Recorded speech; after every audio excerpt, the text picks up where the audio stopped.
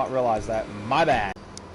Because, anyways, the reason the stream is titled what, well, chat, if me, and I can't let nobody help me. I haven't. It's because I don't know how to reach out for help. I do. It's just, someone tell you something. Mental issues and mental disorders and shit like that is not something to take lightly and not take as a joke. That shit is serious. I know, because I suffer from bipolar type. Yes, I know what some of y'all are thinking. Well, you never served in the war, Ethan, so how do you suffer from PTSD? How do you suffer from it? My father. Believe it or not, you can be mentally and physically abused so fucking much, and emotionally abused so fucking much, your body can actually build up PTSD to it and from it. I didn't know this until I went to a doctor, and the doctor confirmed it. They literally confirmed it. I don't know if it was my mom or my grandmother or who, but they confirmed it and said, yeah, Ethan has PTSD. We can't treat it. There's nothing we can literally do for it. That's what they said, honestly. Which I know there's not jack shit they can do for PTSD.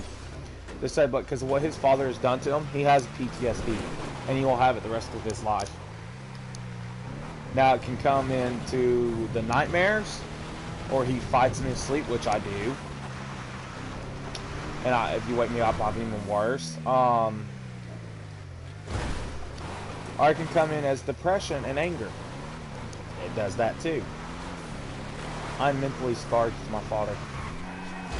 Try having your father sit there and beat you with his fucking fist, saying you're retarded, you're stupid, you're a bastard child, you won't mount it, like, you'll never have a family, you won't have kids.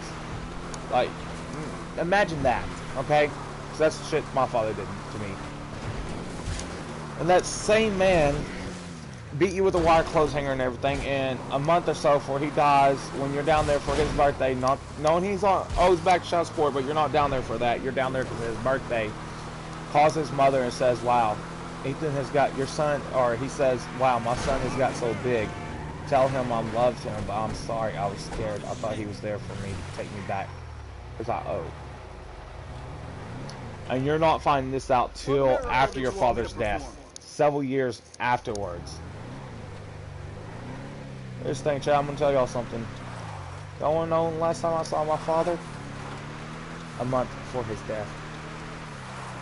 I was down there on his birthday. I was down there because I got out of school early, so I went down to Louisiana and I was staying down there.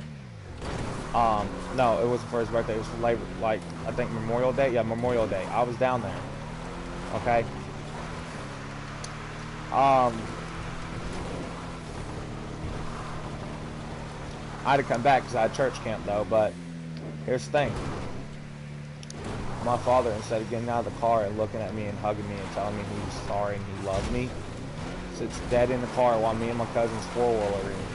We was on my cousin's four-wheeler, and we was riding around on the trails and being dumbasses. We see this black car pull up, and I didn't recognize it because, of course, I knew my dad. I knew my dad didn't have that car. He had either a Blazer or some type of truck, but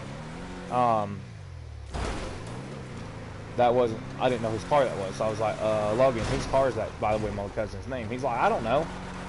I was like, well, is your daddy home or your mama home or Mima home? He's like, I think Mima's home. I was like, okay, well, we'll ride up there, but see if your mama's home real quick or your daddy's home. So he calls his mama. His mama's not home, but she said, I think your daddy's home. Okay. Which is my Uncle Brian. So we call him. He didn't answer, so I call him on my cell at the time. And I was like, yo. He answered. He was still asleep. I said, Uncle Brian, question. He's like, what? I was like, question, who drives a black, I want to say it was like a Kia, I don't know. I think it was a Kia, but I don't remember what type of Kia. I was like, question, who drives this type of car? He's like, not sure. He says, I think your daddy's girlfriend does, but he says, I'm not sure about that. Why? I was like, oh, because it's down here at the front of the road, and they're not getting out, and it looks like my father, but I can't make out if it is my father, and they're just sitting here staring at me and Logan. He's like, okay, well, I want you the boys to do, I want y'all to get on that four-wheeler, I want y'all to drive back to either this house or back to your Meemaw's house. I said, better yet, because we could either take the road or take the field, which he knew because of that I was going to drive the field. He told my cousin, let Ethan drive. Ethan, you drive the field and you go back to y'all's Memo's house. Do not come to my house. He's like, I'm going to head down there with a gun. I'm going to go see who it is. He gets down there. See, my Uncle Brian didn't even know who it was. He gets down there. He looks down there. And he's like, I don't know who it was. They backed out by the time I got there. What, baby girl? What?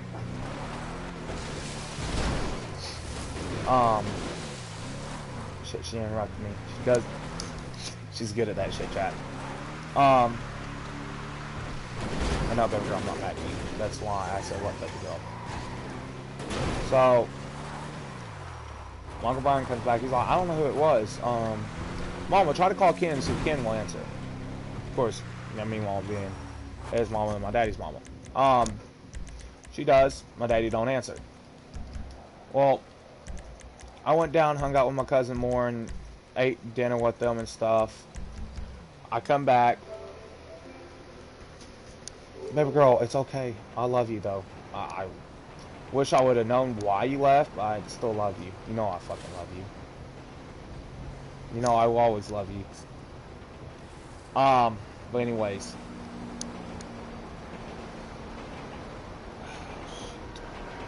What was I gonna say?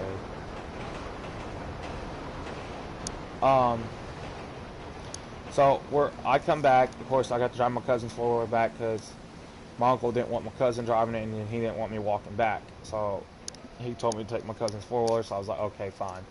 I drove my cousin's four-wheeler there. I'm pulling up. I'm walking in. I was like, hey, me mom, I'm gonna go take a shower. I'll be out. She's like, okay. I went and took a shower. I come out. I start watching TV with her. Phone rings.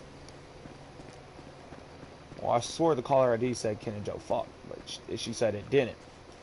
She answered. She's like, hello? I'm not sure about. Come on, baby girl. You know you don't have to text me here. You can text me on PlayStation, right? Beautiful. Because I know you're in the party. Which, being that, me and you are still doing something later. I owe you that, beautiful. Unless you just want that for Valentine's tomorrow. Unless you want to owe your Valentine's gift, then I'll do that. But anyways. She's like, no, it's not your daddy. The caller ID glitched out. I was like, okay, fine. So she answered, she's like, hello. Then she just started walking off talking, and she went to the kitchen. I couldn't hear anything. Of course, I couldn't find the second phone either. Well, I couldn't find out later on down the road, like by the time I was 9 years old at the time. So I'm about 13, 14 years old. I go back down there, maybe 15, something like that. Because my uncle's trying to help, he's going to try to help me come to the closure with my dad's death and move on. Okay. Well, my mom looks me straight dead in the face and asks me, well, why did you say you hate me and stuff? I was on PlayStation because you know what I'm talking about. We're not talking about codes like, do you want your gift tomorrow for Valentine's, or do you want it early? Because you'll still probably get it for Valentine's too. We'll see. Like, just answer it to me on PlayStation because you know what I'm talking about. If you don't, then definitely ask me on PlayStation.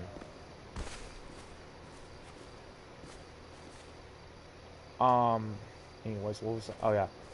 So I go back down there. She asked me, blah blah, why do you say you hate me? I was like, look, it's not I hate you. You just didn't understand. I wanted to be with my mom. I mean, she was the only parent I had left, and I was just upset. Okay, she said, okay, fine, I understand that. So the next thing happens. We're sitting down at the kitchen table eating. She tells me, Ethan, she said, do you remember that random phone call I got? And I said the caller ID glitched out. She said, no, it was actually your daddy. I said, okay, and I said, I knew it was my daddy. I just couldn't tell what y'all was talking about. She said, well, your daddy said, wow, you was big, you've grown, and he loves you a lot, and he would love to got to hold you. I was like, well, my daddy could have got out of the car and quit being a bitch and actually hugged me.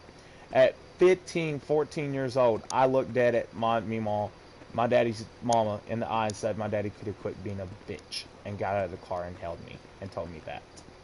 And he was sorry for everything he did. You know what the next excuse she comes up with? Oh, well, your daddy was scared because he thought you was here to take him away to jail. I started laughing. I was like, take him away? Oh, because he owed back child support? I said, no, I wasn't here for that. I was here to possibly see my father for his birthday or for something else. Like, I wanted my father in my life.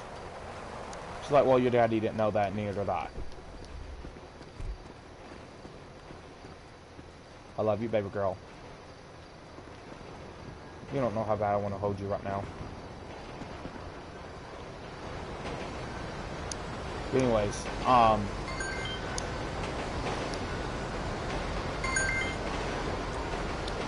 me and her got in a fight. I just said,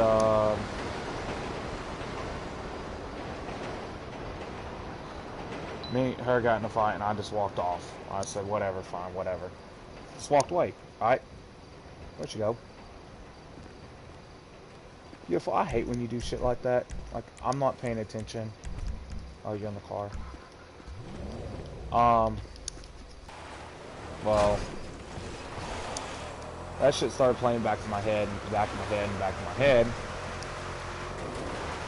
Keep in mind, I'm supposed to be there for a whole month, right, chat? A whole month. So I went in July, close to the end of it. I was supposed to be there for the rest of August. I wasn't coming back till sometime close to the end of August. I was only there for a week. Here's the thing. I had clothes packed for a whole month.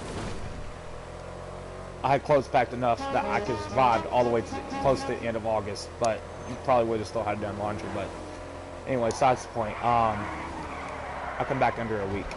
Under a week. Because apparently my Uncle Brian just couldn't deal with it because he was going through a death, but yet he lied to me at the same time. Funny. But anyways, that's just the start of this. It gets deeper as we go. So y'all gotta think, I've been through relationship after relationship after relationship after relationship. Baby girl, do not take this to heart. Alice is the 16th girl I've been with. Here's the thing, each and every girl I did not break up with. I didn't break up with, they broke up with me. I never once broke up with one girl. They broke up with me.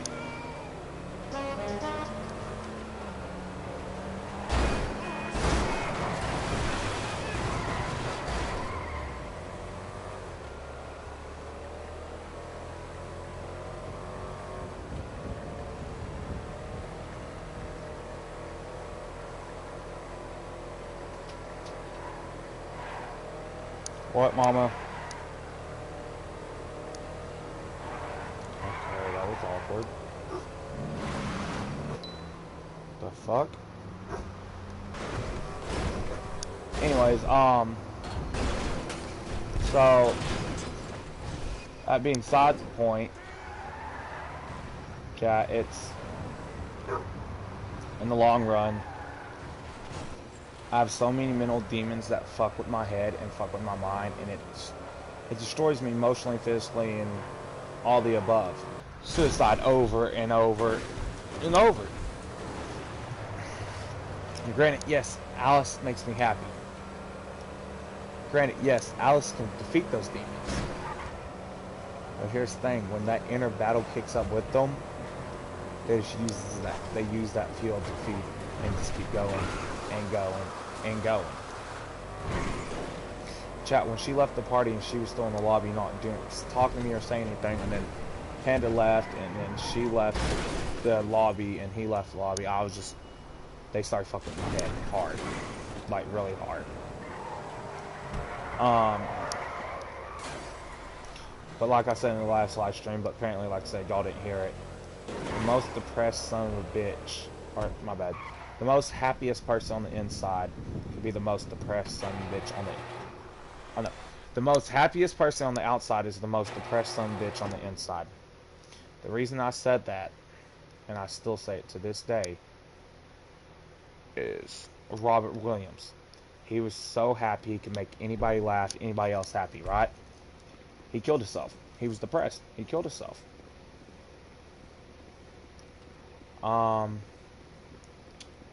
Another prime example, if y'all know Lincoln Park, Chester. Chester did it. He did it. He was so happy. Can make anybody else happy, make anybody else laugh, make anybody else forget about their depression and stuff. But yet, he was so depressed he took his own life.